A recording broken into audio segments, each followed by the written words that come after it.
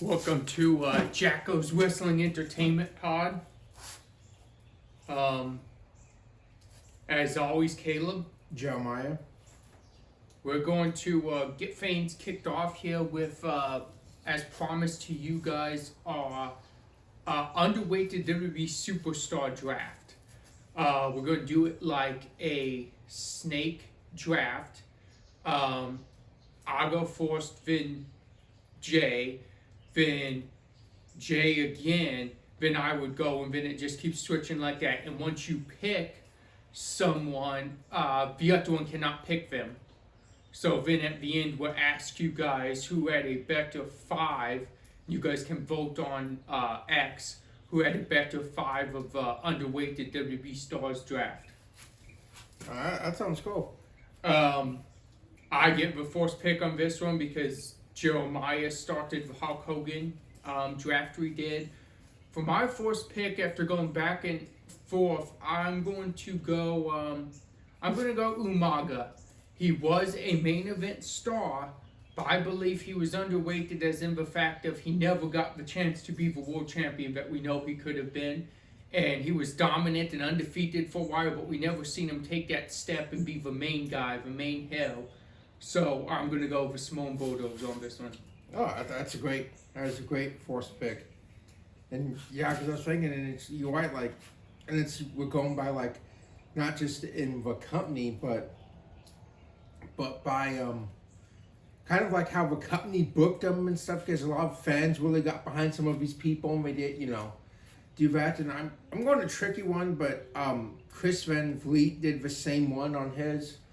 I have to go Dolph Ziggler. Yes, I know he was Money in Bank and world champion, but still, he was never really kept billed as the top guy. Never really a main event guy. I think he should have been, or maybe got enough credit.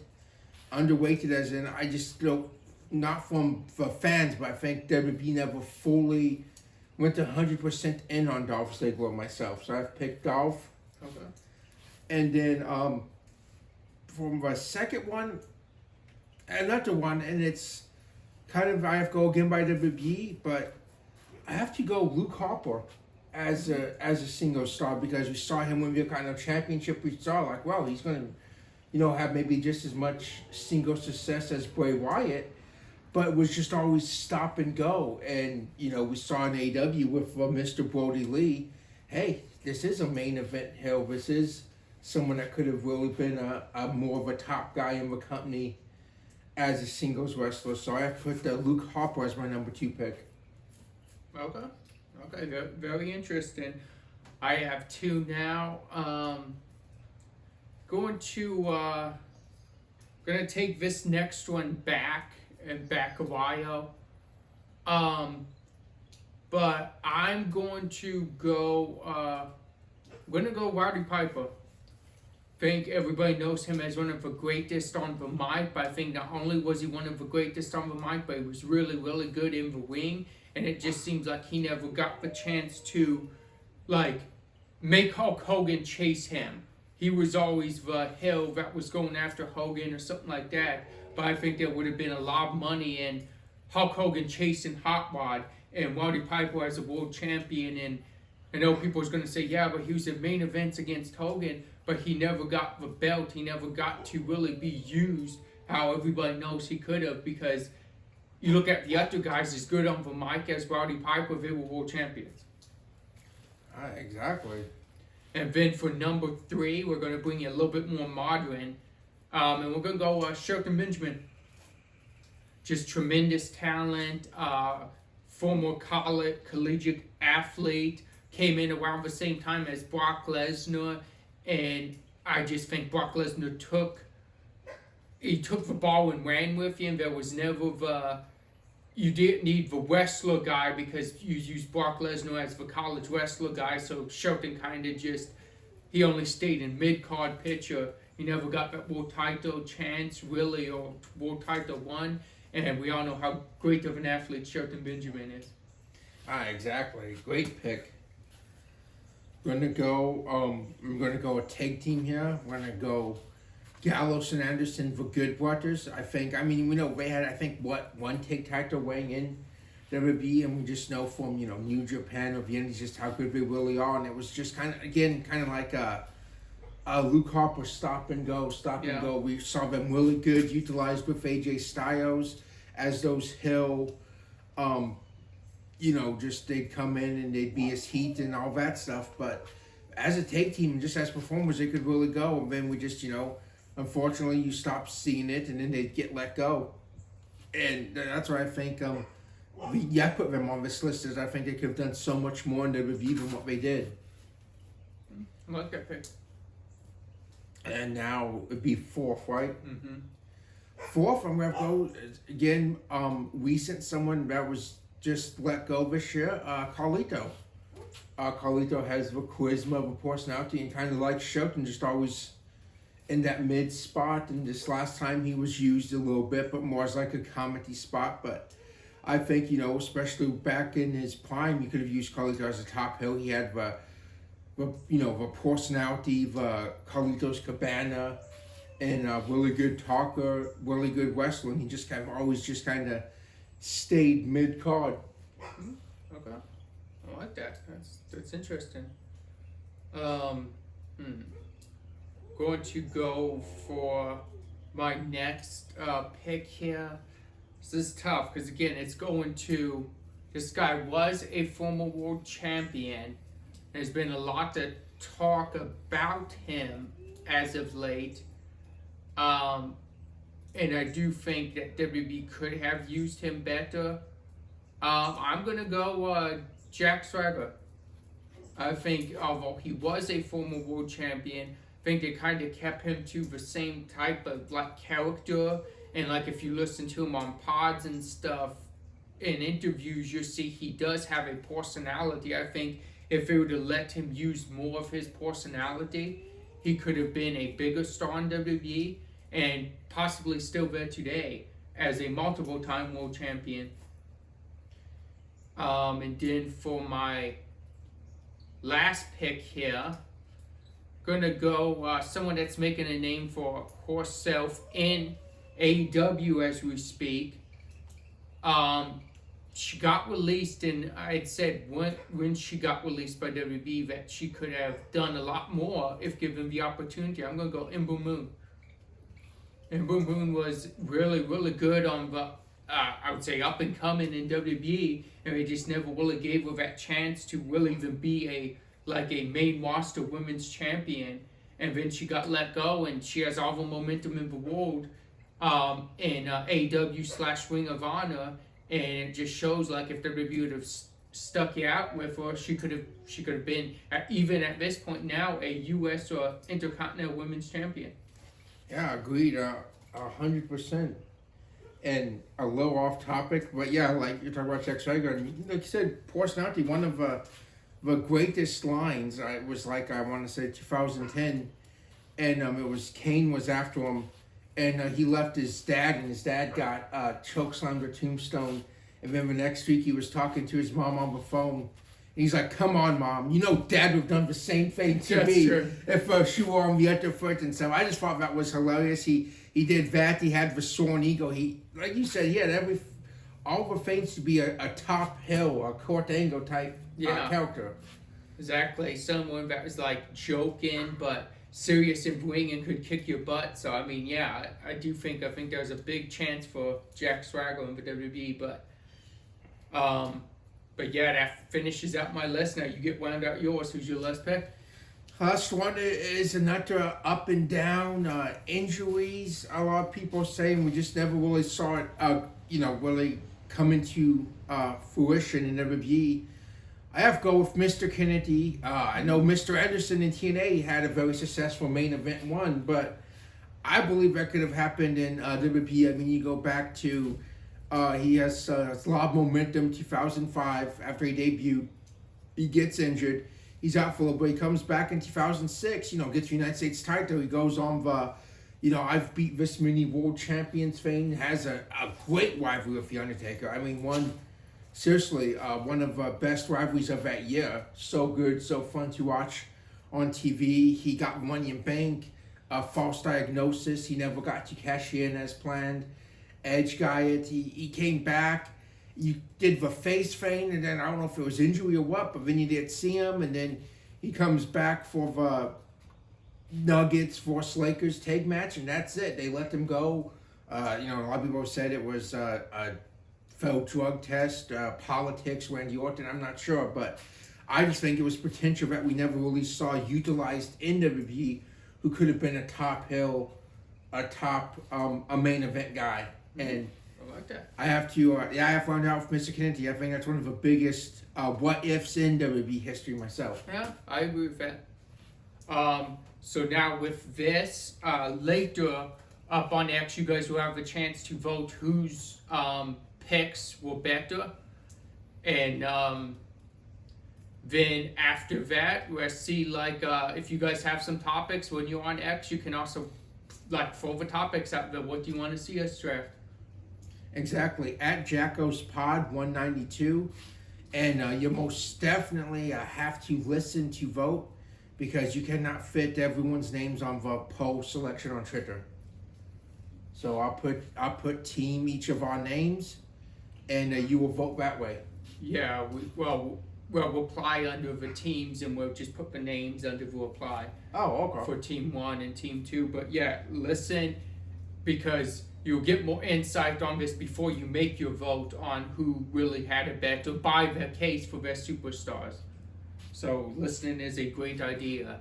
And again, we want to thank you guys for listening. You can find us on Spotify, iHeartRadio, Apple Pod, and of course, if you're watching with us, you can find us on YouTube. Now we're going to jump right into Clash in Paris. What a week in WWE we had. And we're talking about Clash in Paris sets up for what's to come on the big Friday Night SmackDown. So we kicked Clash in Paris off with Roman beating Bronson Reed, but that was not it. After this match, we saw a complete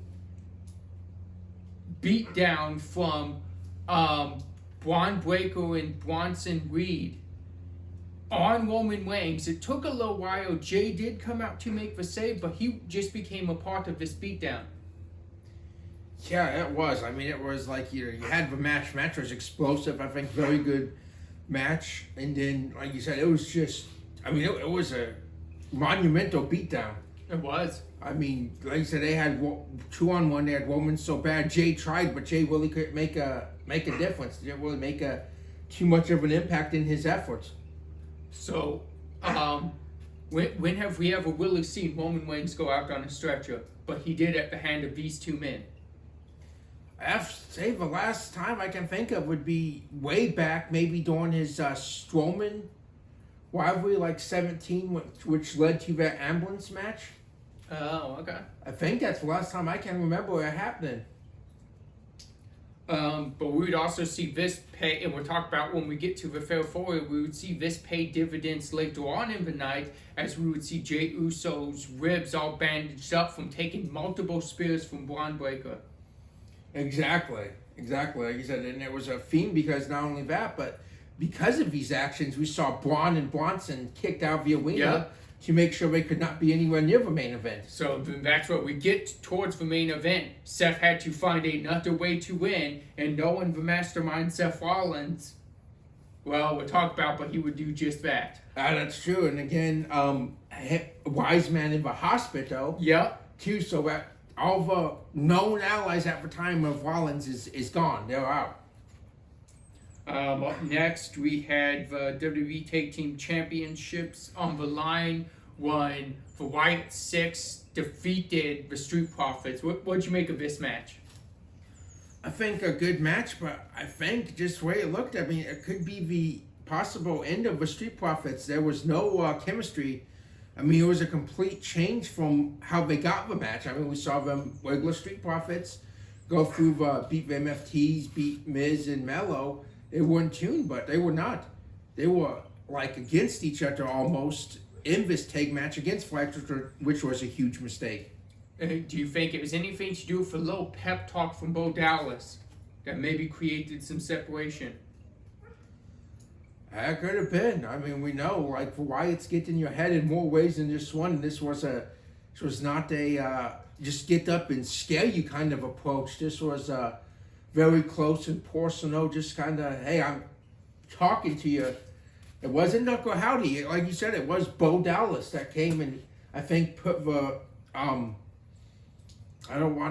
can't think of the right word, but just put that rift between the prophets almost. Yeah. Next up, we had women's championship match, and I'll let you talk about this match. This match has got a lot of heat. It's the Intercontinental Championship. Becky Lynch defeated Nikki Bella. But I'll let you talk about this match because a lot of people came out saying this should have not been a pay-per-view match. Nikki Bella, she can't do these big matches anymore. But I'll just let you go with what did you think of this match? No, I thought the match was very good, and I think it most definitely should have been a pay-per-view match. On paper, you look a Hall of Famer and Nikki Bella, and you know the one that Becky Lynch is on right now, and it's like the thing is everyone makes mistakes. And it wasn't just Nikki. That was just a timing issue on both women's parts of just not getting that spotlight. She went up there maybe a little bit prematurely, or maybe not, or maybe Becky wasn't where she was supposed to be. We really don't know, but it happens. I mean, someone showed a clip. It was, I want to say, 2018. And it was Jeff Hardy and Jinder Mahal, same deal. Jeff goes up for the Whisper of Win. Jinder's not there. Jinder comes right there, like right next to him, and sells it, even though Jeff didn't even hit them trying to save a spot. So, sometimes it happens, but I think a lot of unnecessary hate has been put towards Nikki Bella and this, and then everyone talking, saying, oh, Bella's got, fired from commentary, this and that, because of Nikki, and everyone saying stuff. So, got to the point so much where Bella himself said no, he's just taking a little vacation. It was approved 9 months ago. And he said, I normally don't talk on this BS, but I don't want hate being spewed towards my co-workers. So, I think we know who he was talking about. So, no, I think this match just got unfair. And besides that spot, it was a fine match. There was nothing wrong with the match, and it was another strong win for Becky. Very strong win for Becky. Speaking of strong, we had two of the strongest men in WWE going head-to-head in a good old-fashioned Donnybrook match, and this match had it all. This was Rusev getting a huge win over Sheamus. I'll ask you about the match first, and then I have another question on this for you. This match was great. I mean, this complete show-stealer match right here. I mean, like you said, they had the off weapons. These men went out there, and they just killed each other. I mean, you could see the marks all over each one of them, like just of how hard they hit the weapon spots. Attempted accolade on the bellows off of Sheamus. That off went through the table. And then the shillelagh to Sheamus with the accolade completely wrapped up. And there was no way Sheamus or any man is going to get out of that submission. So, no, I mean, that was a great match. Awesome payoff for this great, very, like we've talked about. I mean, we've been huge advocates for this feud on our podcast. We have. Underweighted feud. And what way to cap you off into just huge, great match. And, man, that's I mean, we've seen in his prime a lot of big victories, but in this new era of Rusev, this is a career-defining victory, in my opinion. This is. So next question on that is Rusev about in line for a world title match? We know he's been saying he wants the world title, and he hasn't really got that big win. Is this the win that possibly propels him to the world title? I believe so. I believe you have to put him in main event picture after this, and I think keep him in there, and hopefully one day he is a world champion. He deserves it. But right now, even if not then, you have him floating in there in the big matches, in the main events, because what we were just talking about, we don't want Rusev to end up being like a Umaga or Luke Harper that never gets that fair shot. And I think he's more than, talented enough for it. And then this was a monumental win. It needs to be rewarded with a main event shot. Or if even not that, even some kind of title match should be awarded to this huge win. I agree. Next up, we had another show stiller, which we talked about last week, saying it could be a show stiller, and that was John Cena, Logan Paul. This match had it all. And I do think even Logan Paul said himself, think it was Logan Paul's best one-on-one match in his WWE career. No doubt. I mean, and it's not insult. I mean, he's had a lot of really good matches, but this match just really shows you that John Cena, man, he can still go. He's winding down, and unfortunately, after Friday night, and this show is only 7 more dates of John Cena in the WWE wing, which I think is probably going to hit us all towards the end of the year. But John Cena can still go, and he got the match of a career of Logan Paul. Just look at how John Cena just knows how to tell a story. Because Logan Paul is good, but a lot of times Logan Paul can be a lot more of a fast-paced match. And this match was fast-paced. It was slowed down and picked back up. And it just completely there's everything to look for and a great match. And we got that. And for all those people that said, oh, John Cena can't wrestle, well, watch this match. Yeah, exactly. Amazing match. Next up, we had the World Heavyweight Championship Fatal 4-Way.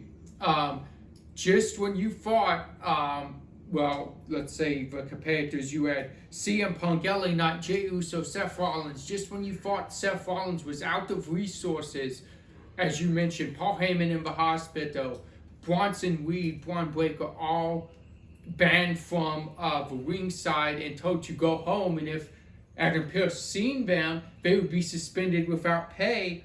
There was another resource up Seth Rollins' sleeve with Jey Uso and LA Knight incapacitated outside of the ring. We thought this was CM Punk's moment. Big go-to sleep, going for that second go-to sleep when Becky Lynch appears with a low blow, hits CM Punk with a low blow and leads to a corpse stomp. Seth Rollins yet again squeaks out with the World Heavyweight Championship.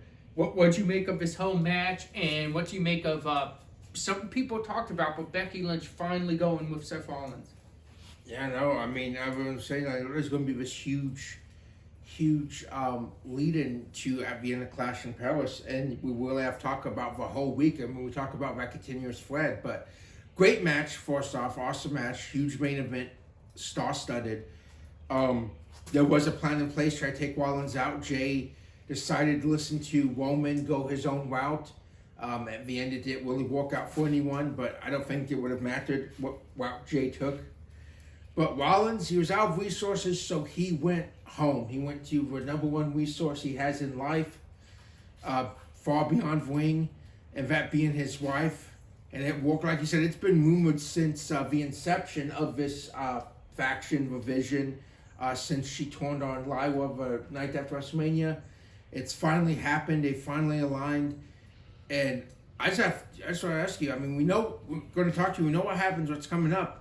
But do you think going forward, do you think she's going to be a permanent fixture? Do you think she's going to be the first ever Heyman goal? I do. I think she's going to be, and I don't think she's going to be with Heyman as much. Like Heyman's going to do as much of a talking even as he does for Seth, because we're seeing, as we talk about on Raw and SmackDown, how good Becky does on these promos. But I do think we're going to see Heyman outside the ring in some big Becky Lynch title matches. Which that'd be huge. It's never happened before in Paul Heyman's history for a woman competitor. Exactly. We kicked Monday Night Raw off with main event Jey Uso coming out. He's talking about what happened to Roman Reigns, and he would be interrupted not by Braun or Bronson, but he would be interrupted by LA Knight. LA Knight would talk about the world title match. He would tell everyone he's not done. He still wants that World Heavyweight Championship. But then they would be interrupted by Braun Breaker and Bronson Reed. So what'd you make of this whole promo? And you saw like kind of the tension between LA Knight and Jey Uso before even this tag team match was announced. Yeah, I don't think they're friends. I mean, I think they teamed up for a common purpose, like Ellen Knight pointed out. They're never going to get Rollins. They're never going to get that world title as long as those two are on the picture. And I think that's what they tried to do, is take them out. But yeah, there's most definitely a tension there. As these guys are not friends. I don't think they even like each other. I think it's just sometimes, hey, we work on a common goal, a common purpose, but great way to kick off Raw, and it just kind of, shifts the aftermath of this world title match, and we're going to talk about more about Jay main event, and then we'll just have to see where LA Knight goes and all of this. Next up, we had the Kabuki Warriors getting a big win over Jacal and Roxanne Perez. That's huge. 4 more tag champions. For Kabuki Warriors, I think after the Secret Harvest, I think the next in line for those tag titles. That's a huge big win after big win. Exactly, that's a huge tag team victory right there to propel them as #1 contenders. So, like I said, I think after the Secret Harvest, the Kabuki Warriors have next.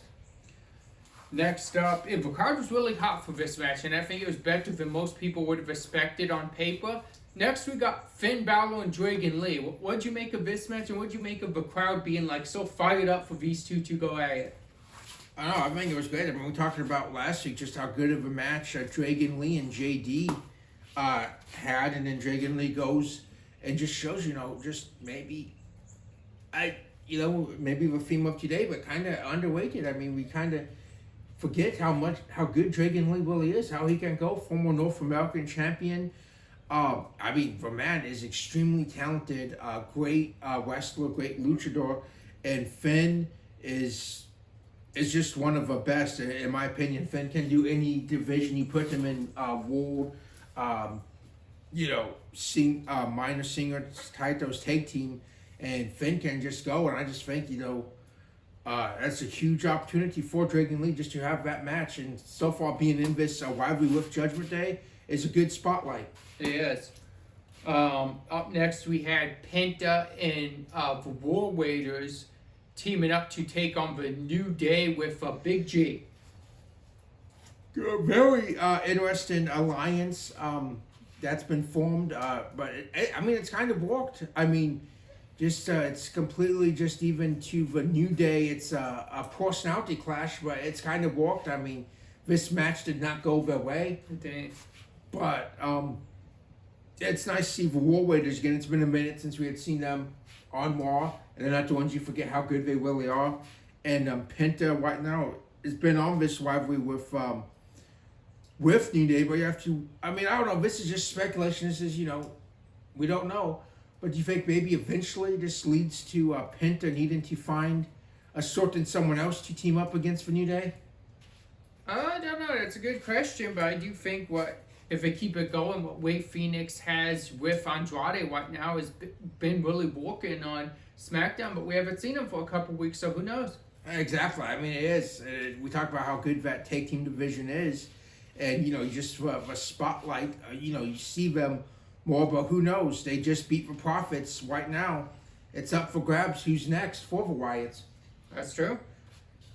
Speaking of title matches, up next we saw AJ Styles finally get his long-awaited rematch against Dominic Mysterio for the Intercontinental Championship, and it seems much like Seth Rollins, there's always something up Dominic's sleeve. When AJ was closing in on this, we saw El Grande Americano come out, headbutt AJ Styles, throw him back in the ring, and we could see Dominic Mysterio retain. Yeah, awesome match. Like you said, Dominic just pulled one out as much as Seth will. But now, that's a very interesting question. So, is El Grande Americano trying to join with Judgment Day? Is he an ally of Dom? Or does he just not like AJ Styles? I myself think he just does not like AJ Styles. And I think possibly Styles is going to have to deal with more interferences as he's been with for Judgment Day when he takes on El Grande. Because remember, we haven't seen El Grande's two other El Grandes. Because since there's been this new type El Grande, it seems like he has a faction of El Grandes. So I think we're going to eventually see AJ Styles again with a numbers game. And maybe Styles has to get two partners, and who knows where that leads. Yeah, that's true. We know a couple of them that's not there anymore, but we never know. That would be really cool. But, yeah, you're right. We haven't seen the group, the faction of El Grande since the Triple Mania. Yeah. I can't remember, so we know they're out there. Exactly. But then again, that's an interesting question too. Are they? Well, yeah, no, they are allies. They try to help him at Triple Mania, so it's not all like hey, I'm this, no, I'm they are allies of his. Except we saw something everybody was talking about for the week because it led to CM Punk asking Adam Pearce where SmackDown was at. Adam Pearce is like, it's in Chicago, and Punk says, okay, and then with a smile, he would walk away. That was after this. But this was a big back and forth between not Punk and Seth, but Punk and Becky that would lead to Becky just smacking the heck out of CM Punk, and Punk saying he would never put his hands on a woman. But what'd you make of this verbal war between Becky and CM Punk? Oh, I mean, it was very very interesting. Like you said, Becky just showed, hey, she just had the promo. She went on par promo wise with one of the best to ever do it in CM Punk. She comes out to Rollins' music. Rollins would eventually go up on the ramp and not do anything, but Becky took full advantage, well knowing that CM Punk would not strike her, but she instigated like crazy, kept you up. You could see the anger in CM Punk's face, and like you said, led to that now known as just awesome moment with Adam Pearce back there. We talk about something big. We talk about continuous thread, a rumor that just ignited this whole week that thankfully for all of us came true Friday night. But what a build. I mean, what a fun ride just from Clash and Paris up to SmackDown, this included. But just want to point out just how good Becky really is on promos, that she went on par promo-wise before the physicality with one of the best to ever do it. Yep. Next up, we had our main event. That would be Jey Uso and LA Knight against Braun Breaker and Bronson Reed. Eventually, the numbers game would just be too much, and they would take LA Knight out. And after the match, we would see the return of Big Jim Uso to help his brother. It looks like we're setting up for an Uso reuniting. Yeah, which is awesome. I mean, and it's, you just look at what you've seen just Jay being really lost. He's with Roman, but Roman's gone, and reluctantly teaming up with LA Knight, and you see him look at Jim and say, "I needed you, I need you," and I just want to say that's bad news for Braun and Bronson, because there's they're not on the same page now. You're not getting two singles guys that just are thrown together because they hate Seth Rollins and you. You're getting one of the greatest teams to ever do it with that chemistry. And I think we're going to see the Usos against the Vision at WrestlePalooza, and I cannot wait. I do too, and I think it'd be great if, like, say, it was like an Extreme Rules or a Street Fight or something like that, because you're going to need something like that, because this is not going to be a tag team match. It's going to be a war. Exactly. Because we know of a rival, of a hatred Jay has for these men, and now even though it's just maybe by a couple minutes, Big Brother, Big Jim's coming in to give an assist. Yeah. NXT kicked off with Lash Legend getting a win over Jada Parker. After the match, Jada Parker would put Lash Legend through the barricade. So I believe this is far from over, but I have asked a question. Do you think it's starting to catch up that it just seems Jada Parker's never going to win the big matches? It seems like she'll get to the big matches. It seems like every time there's a big advertised match, Jada Parker's always on the short end. When do you think this gets to Jada that she's not winning these huge contests? I don't know. I mean, that's a great point. Like I said, great match. I mean, most definitely, we talk about Rusev, Sheamus, and you think, well, Lash has to have next after Lola, or, I mean, that's a huge win, because one of these women should have been.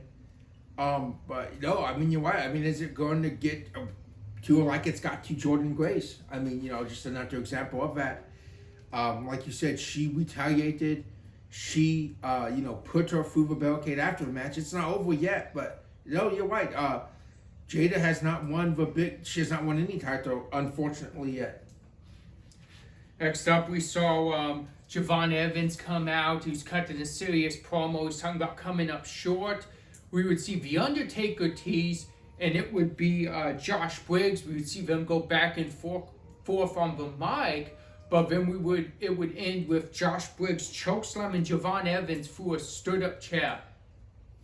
Yeah, just brutal, just completely taking him out. Briggs, right now is a top hill. I mean top, like you, so much heat, so much booing, especially when people fought to beat the Undertaker, just to that disappointment that wasn't the Undertaker, and as a hill, he just went full in on all that, and it just completely walked out, and yeah, most definitely sent a huge statement and banged Javon Evans up pretty good. He did.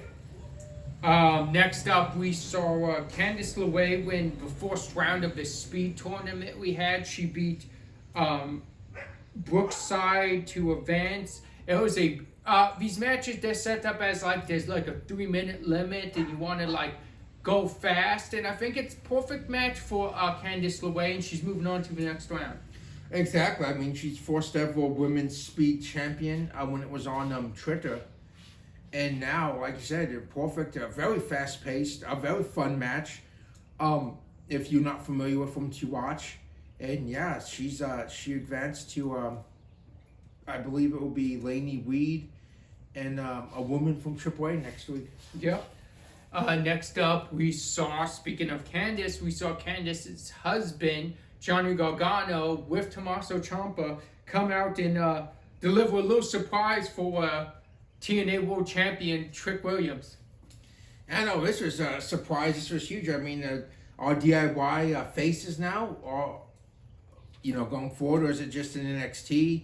I guess NXT's having a homecoming. You can't talk about NXT with two of the greatest NXT wrestlers in history. But Johnny is first ever Triple Crown. They both dominated tag team and singles division in NXT. Yeah, and they got the best of Trick 2-on-1, and thank that. I mean, Trick himself said he's not, he'll be back for him. Yeah. So does that mean Trick's getting help? What does that mean? I don't know. That's what I was wondering. You were pointing out to possible Trick's former partner in TNA. I mean in NXT, but it seems like he's in a story with The Miz. So I mean, it'll be interesting. Or maybe is he getting the help of Wesley, someone who's been helping him quite a bit. That's true. That could be. We know that's an ally of Trick. That could be huge. Wesley, not just someone I believe is so underweighted myself. Yep. Next up, we had Jordan Grace defeat Kai Armstrong from Evolve.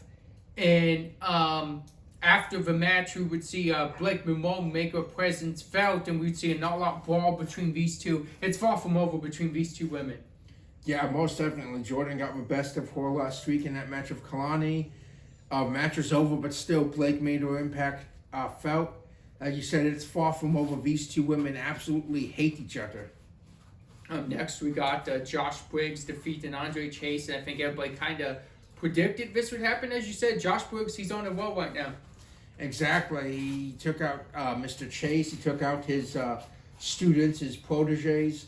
And, Javon listened to Ava, and he has next on Briggs. Yeah. He gets him next week, and Javon's coming at Briggs with everything he has. Next up, we had our big main event on NXT. It was an 8-man tag. It was Obafemi, Ricky Saints, and Hank and Tank against Dark State. And before the match would finish, we would see Oba and Saints fight to the back. Tag partners fighting to the back. We know they're challenging each other for that world championship, but that would leave Hank and Tank with no help until they said his name and he appeared. Joe Hendry came out to give the assist to Hank and Tank to pick up a huge victory over Dark State. Yeah, huge match. Star-studded. Like I said, you just said differences there, but most definitely that was a fun moment. Like they had the plan all night. They wouldn't say it, and then finally, when he said, "Yeah, who you gonna take? You have no one help you." Like you said, he said his name. He appeared. Hank and Tank got some redemption against Darkseid, most definitely punching in that tag title rematch. Yeah, exactly, for sure. And it'll be interesting. Do they maybe have Joe Hendry around when they get that tag title rematch? I think so. Even though it'd still be 4-on-3, still you have to even the odds up a little bit, because if not, you're not going to get those tag titles back 2-on-4. Very true. SmackDown kicked off with none other than, man, you were talking about the appearances are getting less and less, unfortunately. But SmackDown started off with John Cena. John Cena came out, he was delivering one of those classic John Cena promos. And not to interrupt him, but I think out of respect, Sami Zayn, the current United States champion, came out and he said he wants to start doing the Sami Zayn Open Challenge. And as Cena was getting ready to leave, he said, but he wants the first competitor of this Open Challenge to pay the respect to John Cena. So that's where we were, John Cena, Sami Zayn. Yeah, it's an awesome moment. Very emotional. That Chicago crowd, a lot of times have showed hostility towards John Cena over the years. Showed nothing but love. This past Friday night, I think, as everyone is, as you really realize, it's an end of an era. It's the end of one of the best to ever, if not the best, in Michael Cole's opinion, to ever do it. And you just have to, Sami Zayn paying it forward. A decade in the making. Sami Zayn's main roster debut was against John Cena in the US Open Challenge. Unfortunately, Sami Zayn would suffer an injury in that match that'd keep him sidelined for a year, or about a year.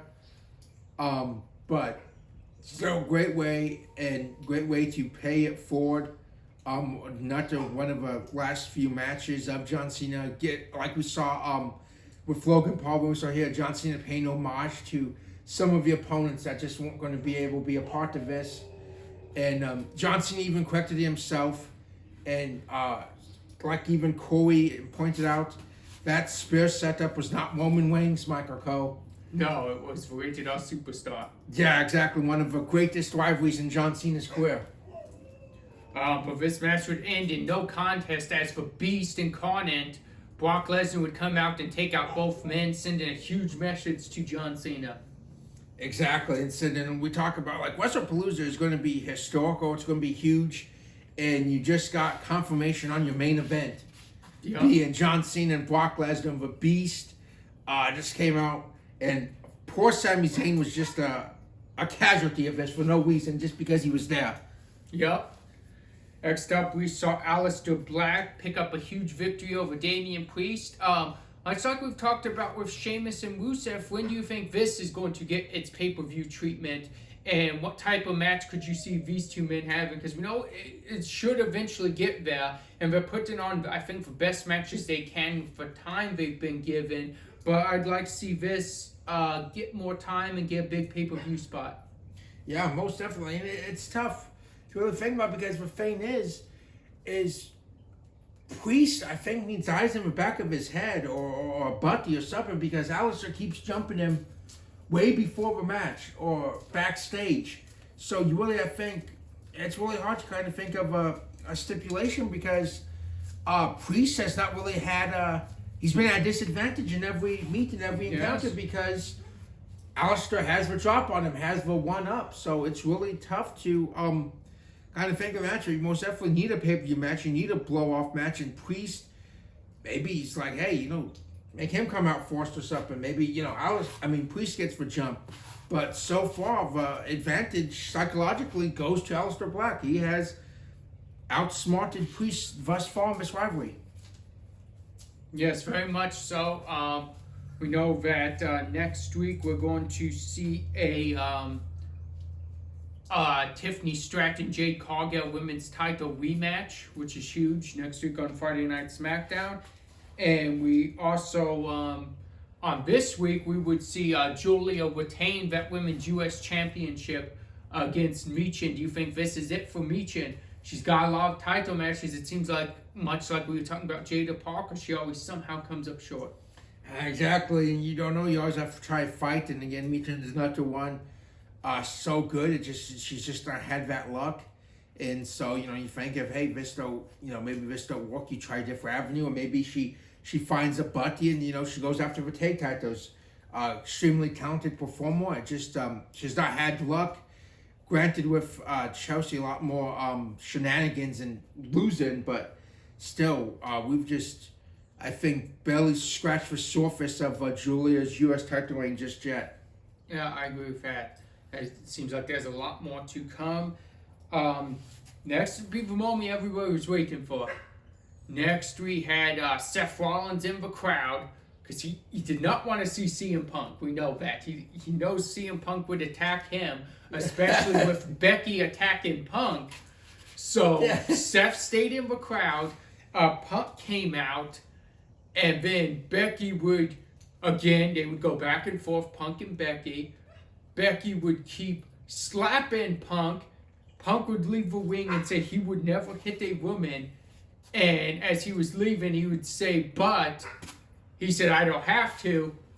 And then for music, everybody was waiting for Light It Up. AJ Lee would turn. What'd you make of this whole segment? It was great. I mean, you talk about, and a lot of people say, you know, Cup, WWE Cup, this, but man, you talk about like giving fans what they wanted. You started this Sunday evening. You started this. Everyone speculating, everybody speculating. You really teased you on why you left it. Like you said, you sold out on a rumor. You sold out SmackDown, and you delivered in top form in a great way. Something a lot of people thought may have never happened, and that is AJ Lee back in the WWE wing, which, man, it is awesome. As a longtime fan, everyone knows what she could do. She really came in towards the end of women not really getting that much TV time, doing just quick squash matches of just, you know, not giving a spotlight that we know they deserve. She left right before the boom, before Women's Evolution. And now she's back full-time. You just have to think dream match after dream match after dream match. And the first one's up with Becky, but there's so many women that, you know, just, you don't want to, just think of roster. You start naming some, you're going to forget some, but just so many dream matches out there, and it's going to be great. But I think Becky made the mistake of leaving that title in ring because I don't know if she's getting it back now. Yeah, I don't know. Very interesting. Now we're going to get to our match of the week and MVP segment here. Match of the week, we're going to start with Clash in Paris. We're going to go Rusev Sheamus. We're going to go Logan Paul Cena. And we're also going to go the Fatal 4-Way. From Raw, we're going to go Dragon Lee Finn. And the main event tag team match between Jey Uso and LA Knight against Bronson Reed and Braun Breaker. From NXT, we're going to go that Lash legend Jada Parker opener. And we're also going to go the 8-man tag to main event. From SmackDown, we are going to take Sami Zayn and Damian Alistair. The match of the week's super difficult here. But I have to go John Cena, Logan Paul. I'll give you that one. It was a classic match. It really was. It just seems like it, like we talked about, just made. It just showed, hey, John Cena can wrestle, and Logan Paul's just not this celebrity guy. He can go too. Logan Paul was in a match of year candidate with that one for sure, most definitely. And for MVP of the week, it's not too many more dates to get this award. I'm going to go John Cena. He put on that classic with Logan Paul. He came out, cut that big promo on Friday Night SmackDown, and he also went one-on-one with Sami Zayn and passed down that U.S. Championship Open Challenge to Sami Zayn. So we're going John Cena here. Awesome. Can't argue with that. And just again to talk on it, I'm excited for the Sami Zayn U.S. Open Challenge because we know Sami's a fighting champion. Everyone loves Sami. I think we're going to get some really top quality matches out of this Open Challenge. I do too. Sami's someone that can make guys look like really good in the ring, and I think it's going to give a ton of opportunity to maybe guys like that we've talked about. Maybe Wade Phoenix, maybe Andrade, maybe even if the Profits break up guys like that, maybe even Frazier or Axiom, one of them challenging for you. I mean, just think of all the possible matchups you could get. Who knows, maybe Bo Dallas. That's true. I mean, you know what? You just think of a John Cena Open Challenge as such an awesome moment. Such a, like Sami said, you gave everyone a spotlight. You gave everyone a chance. And I'm with you. I think Sami's going to do the same thing. Like you said, all these tag teams as singles competitors going for that belt. You know why? Just these guys that don't get that proper chance. I think that changes now as long as Sami's U.S. champion. Yep. You have a fullback match of the week. Yes, so we have to talk about NXT. Gargano and Ciampa talking about their history and stuff really got the ball rolling and got me thinking of a match. Storied rivalry, so many great matches of these two as a team, as against each other. But I'm going to go back to NXT TakeOver Chicago 2 in 2018, Chicago Street Fight main event. This match was brutal. This match, they destroyed the ring practically. They destroyed each other. This match was almost 40 minutes long. It was a great match, awesome main event, and just really shows you the history of NXT and shows you about the homecoming, shows you about what these two were talking about against Trick Williams. So yes, Gargano Ciampa, NXT TakeOver Chicago 2, worth a watch. It is very much so, and so is Jackal's Wrestling Entertainment Pod. We want to remind you guys, watch us on YouTube, listen on Spotify, iHeart, and Apple. Thank you guys for joining. See you next week.